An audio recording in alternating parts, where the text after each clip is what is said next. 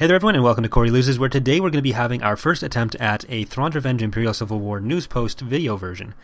So in the past we've only done the news post in text form, and then we've done the video playthroughs, but we've started to realize that there are a lot of people who watch the videos on the channel who don't necessarily read the news post and vice versa, so we wanted to try to give the same news post, so it's going to be all the same information as in the text version in both formats, so people who prefer to watch the videos can get the same information as the people who only read the news posts, and vice versa. So, today's news post will be covering the Era 5 breakdown for the Galactic Conquest and also the 2.2 release process and what is left for us to do in general. So the first thing we're going to cover there are the Era 5 GCs. So Era 5 is the part of the mod where Grand Admiral or not Grand Admiral the whole time, but Gilad Pellaeon is in control of the Empire. It's after Natasi Dala resigns, and it's also the longest era in the mod. So it effectively covers from 12 ABY to 19 ABY. And the mod sort of goes a few years past that as well with some content, but those are the main years that it covers.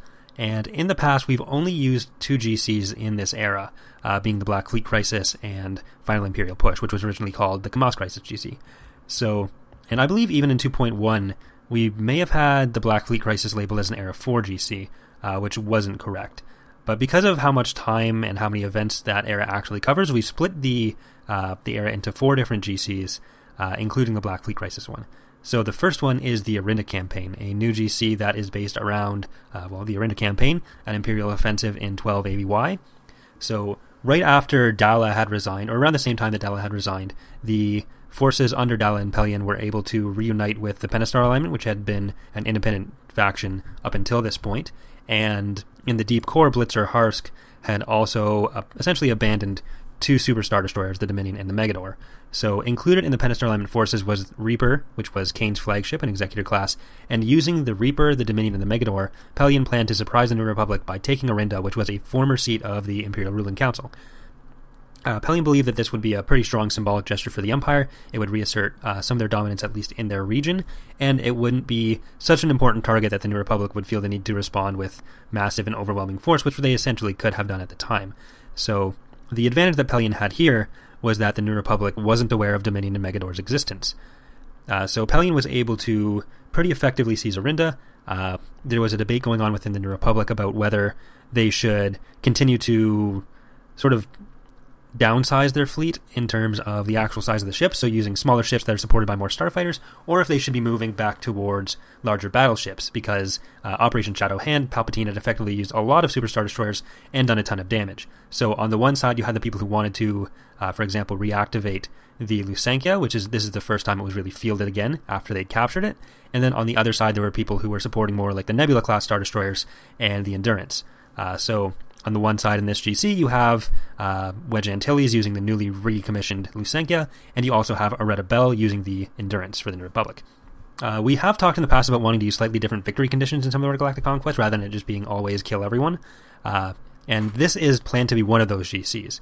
For the New Republic, the primary goal will be to destroy the Dominion, Megador, and the Reaper, and for the Remnant, the goal will be centered around trying to control Arinda. The exact specifics for that part aren't entirely sorted out yet, because we do want to include things like the Adamari Civil War and the Corinth Dissension or Restored Empire in certain events in the GC, and those were a little bit later. So having it end right when the Empire takes over Arinda isn't going to be how it works. It'll probably be that they have to still hold it by a certain week. And the other thing that's worth talking about here is that the Dominion and Megador themselves will both be present in the GC. They're never given specific class names, but based on the information that's available, they are related Star Destroyers, but they are different. So our best guess the best inference we can make is that one is a Bellator and the other's a Mandator 2, because both of those were sort of in the same family of designs. The Mandator 2 is a little bit bigger than the Bellator, and the Bellator was sort of an offshoot from the Mandator. So I think what we went with was the Bellator for the Dominion and the Mandator 2 for the Megador, but we don't have a Mandator 2 made yet, so in 2.2, both of them will be Bellators.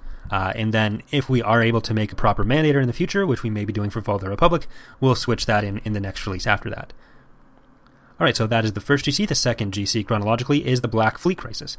So The actual GC layout for this will be pretty familiar for anyone who played it in 2.1. I don't think it's actually changed. I know the Yavithan planets haven't changed. I don't know if the New Republic ones have. I haven't looked at the 2.1 version in a while. But the goal with this GC is still to keep it a small one.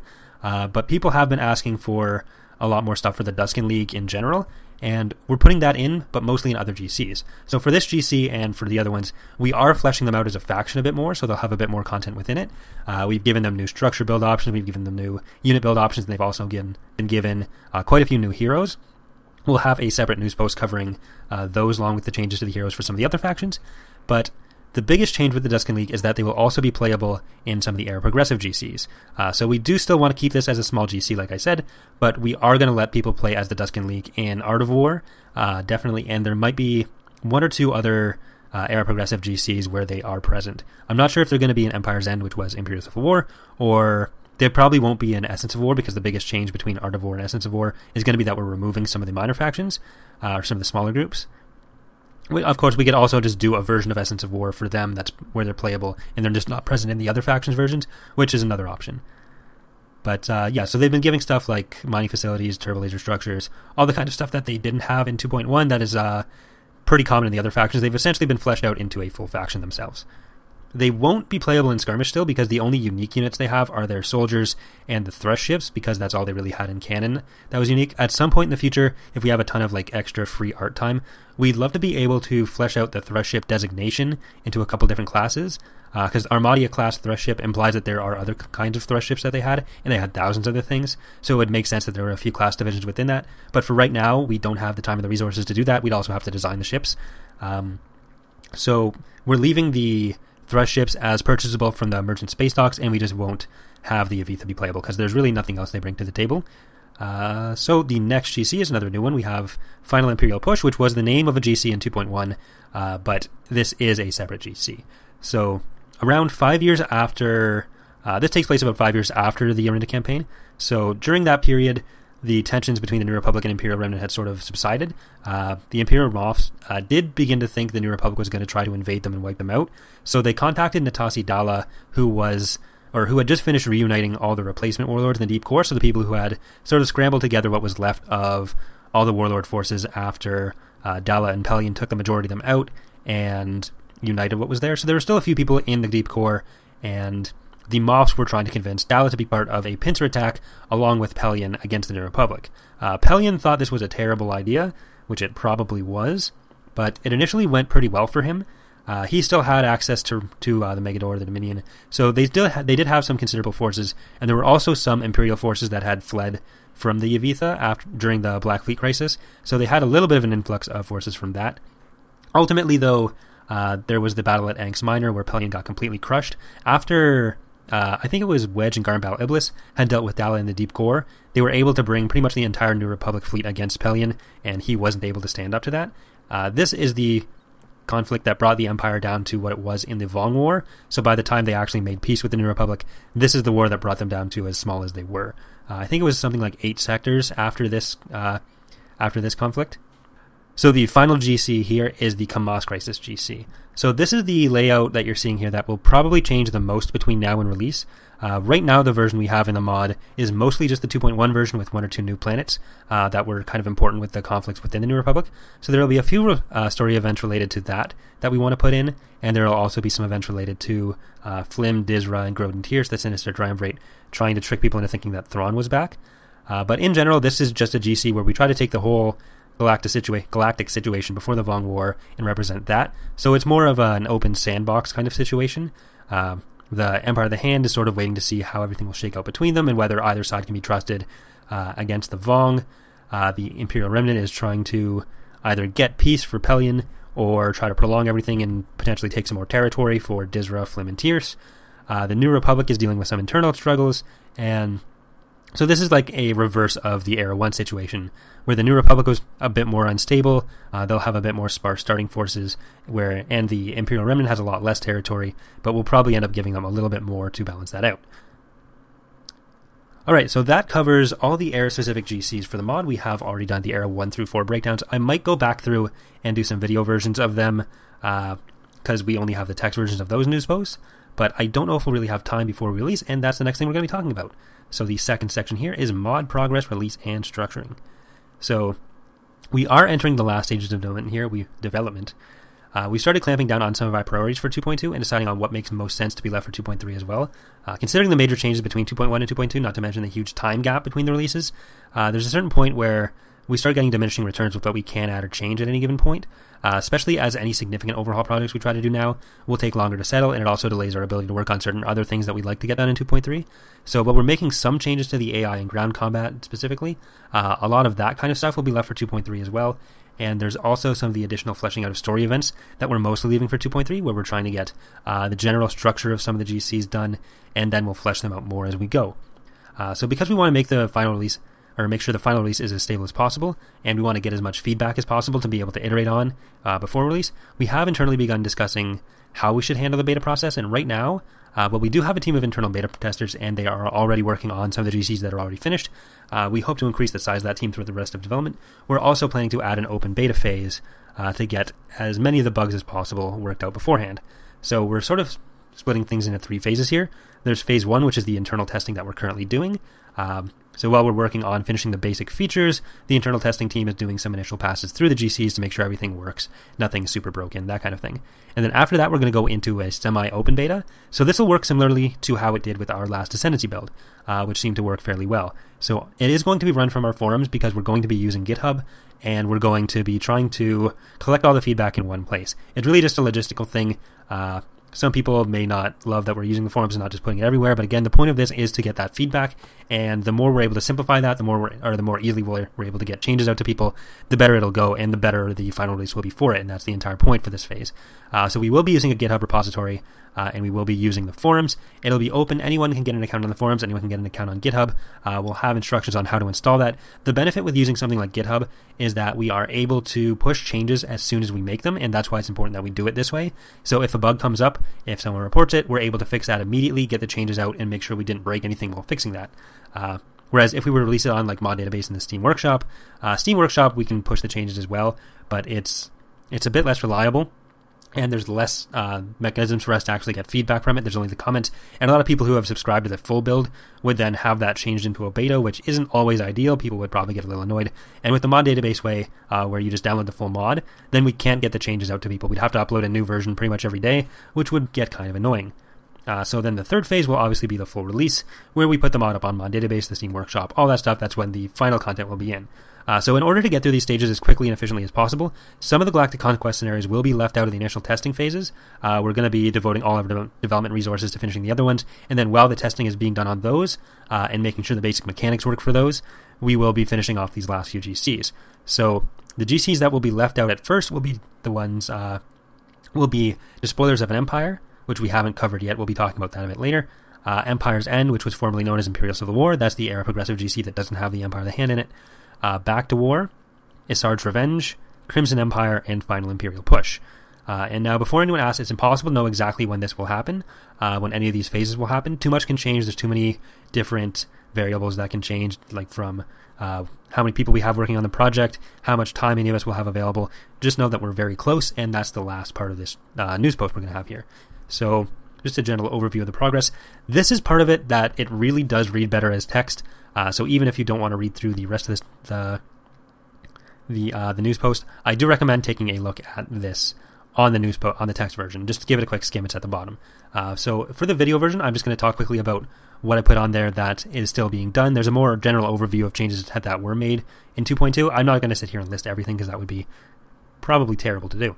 But as far as units that we're still working on for 2.2, we have the ULAV that we need to finish, which is a ground vehicle that's being used by, I think, Zinj, and I want to say the New Republic, but I don't know if they're getting it for sure.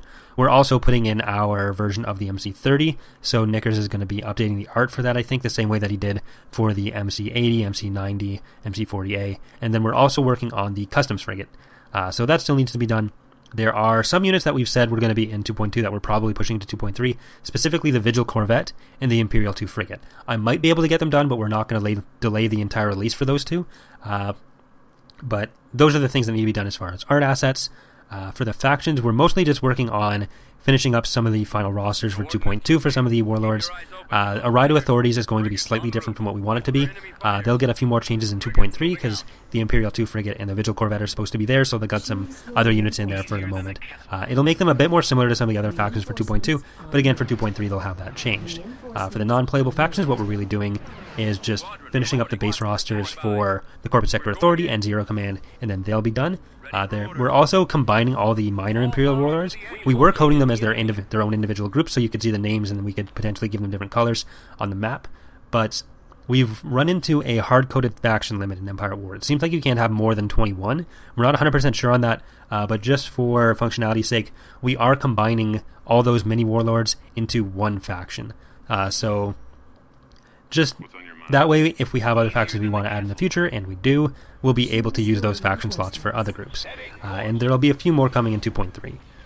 So for things like abilities and mechanics, those are all pretty much done at this point. We're working on some edits to the boarding ability, but the era change stuff is pretty much done. Emergent factions are mostly done.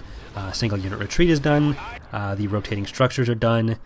Micro jumps done. The raid fleet changes are mostly done for 2.2. We want to make some other changes, but they're probably going to be delayed for 2.3.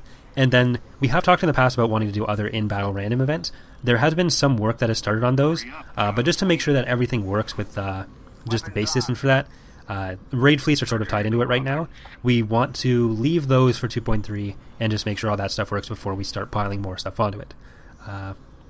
For survival mode and from the ground up game modes, there are new maps that Rogue Leader has made for the Penastar Alignment, Empire of the Hand, New Republic, and Imperial Remnant. The survival mode versions for the other new factions will likely be added in a future build. Because we want to make some changes to how that mode works overall, and it's a lot easier to make the change to 4 factions at once and then implement the new factions all at once, rather than get all 7 or 8 in and then trying to edit 7 or 8 versions of it with any new features we want to add. The next thing is that we're also editing some unit rosters for survival mode. That's still ongoing. The survival mode... never mind. We're also working on the new layouts for From the Ground Up. The way we want to do that for 2.3, that is the... or 2.2 rather. For those who don't know, that is the version... or that's the GC where you start with one planet and then you build up from there. In 2.1, the New Republic, Imperial Remnant, and Empire of the Hand all had... they were all based on the same map. And then the Penastar Alignment had their own version. What we're doing for 2.2 is, because we have the Galactic Conquest Scenario Editor, it's much easier to make those layouts. So we're probably going to be having it so that each faction has their own layout that makes sense for them and covers different planets. We'll probably have a separate news post about that. We might end up having to do the same thing that we're doing for survival mode, where we do the original 4 in 2.2, and then probably patch in the other 4 factions, the other playable factions, just so that it moves things along a bit quicker. And then I think that mostly covers everything we're still working on. There's still some GC scenario edits we're making. There's some AI edits we're doing, but a lot of the AI stuff is going to be being worked on in 2.3.